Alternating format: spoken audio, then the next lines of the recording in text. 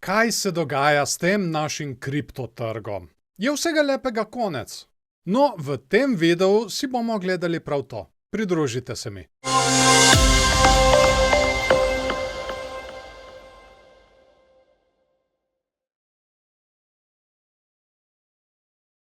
Preden začnemo, naj vam tudi najprej povem, da vem, da me kar dolgo časa ni bilo. Razlog za to en kup tehničnih težav, sicer jih še odpravljam. Upam, da bodo v celoti odpravljene kmalu in da bodo tako tudi videi lahko prihajali ven brez problemov.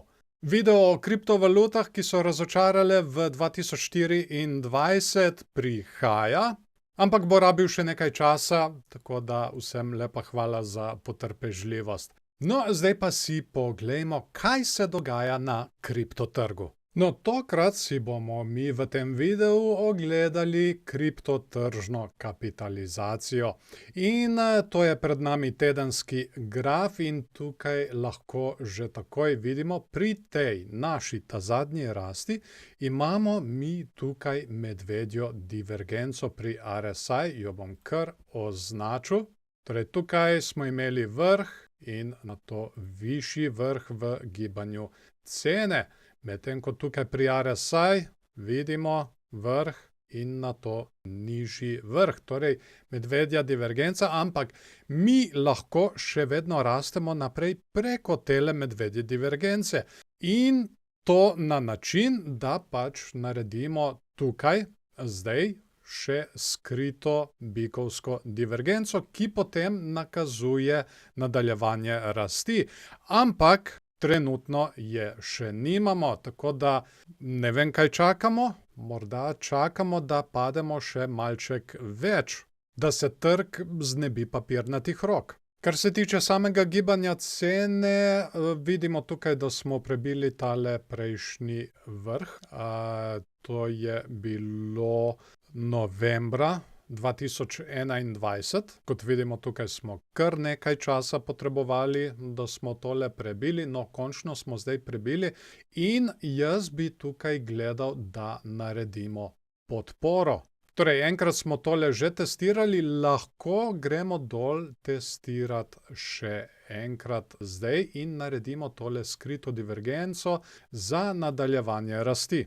Zdaj, ko gledam malo natančneje, očitno imamo tukaj tudi vzorec cup and handle, oziroma možen je tudi vzorec narobe obrnjenega glave in rame. Tukaj imamo eno ramo, pa to je glava. Ti vzorci so ponavadi kar precej grdi, zato jih je težko zaznati. No, in tukaj je še ta druga rama.